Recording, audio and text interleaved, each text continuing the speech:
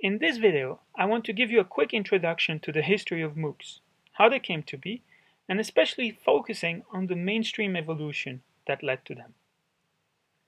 For a long while now, many universities have taped their lectures and offered them on private or public TV channels. Some universities were even built around distance learning. For instance, I remember as a kid in the 80s, watching on Sunday morning on the BBC lectures of the British Open University. These lectures were great, and they were still great fun to watch, if only because you could see university professors wearing elephant pants straight out of the 70s. Now, in a residential university, the advantage to tape the lectures would be that these students can watch a class they had missed or misunderstood. At some point in the 2000s, this transitioned to the web. Students could now watch classes on demand with extra convenience. But with the transition to the web, professors had now more flexibility and could do something new. They could post handouts on the website, for instance. This is a form of blended learning.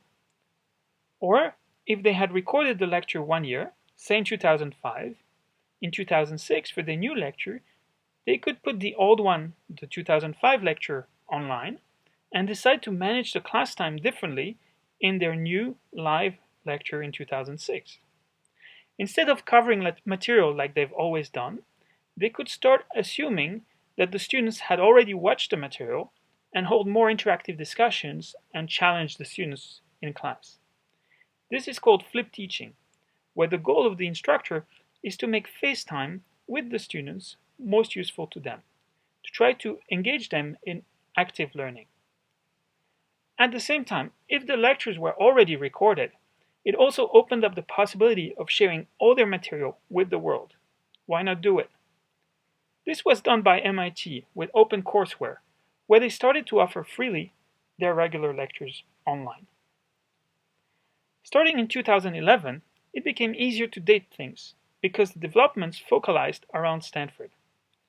Some professors there realized that their lectures that were available online for the world actually attracted a huge audience, in the tens of thousands of students, a massive scale. They decided to create their own startups. Daphne Koller and Andrew Ng started Coursera, while Sebastian Thrun started Udacity. However, unlike OpenCourseWare, these companies started offering certificates and raising large levels of venture capital funding. $85 million for Coursera. American universities sense a real threat there, mostly in the certificate. Suddenly, you could buy for hundreds of dollars and hard work what usually required $40,000 and hard work. As a response, Stanford started Class2Go, and MIT started edX. edX was set up as a non-profit startup, and quickly, Harvard, Berkeley, and a bunch of other major schools joined them on the portal edX.org.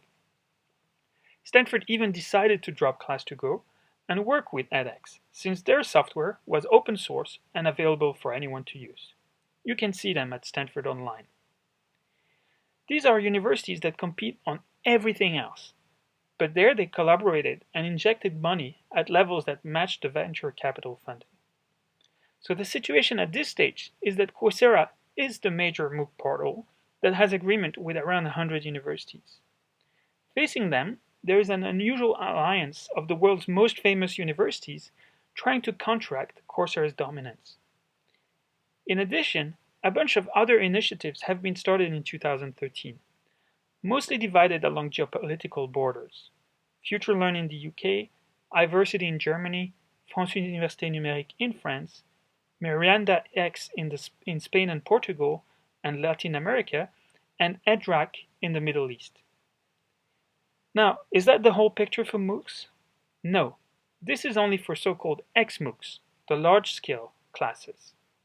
In parallel, and even starting in 2008, a whole different type of MOOCs called CMOOCs was developed. The emphasis there was not on the scale, but rather on the C, which stands here for connectivism. I'm utterly unqualified to exactly define what connectivism is, but let me try to pass on my understanding of it. In some ways, XMOOCs push contents to the student, generally in the form of video. I intentionally put the video side above to emphasize that it flows from instructor to students and that the students are left on the forum to discuss. Connectivism, as I understand it, highlights the other direction. In a CMOOC, the instructor should also actively pull the best content and ideas from the students and integrate it in the course content. In fact, this process should be as decentralized as possible. This means that the content aggregation, production, and integration should also be done by the students, but they should get assistance to help their learning. For instance, they should be helped to make the important personal connections with each other so they can build the content collaboratively. They should also be helped to connect with external sources, as it's unlikely that all the necessary information resides within the class. So I've now presented to you both CMOOCs and XMOOCs and tried to clarify the distinction between them. Many people try to blend the two models, taking the best out of both types. I find myself that the distinction between pushing content in an XMOOC and pulling ideas in a CMOOC helps me, so that distinction helps me a lot to think of MOOCs and where they should be going.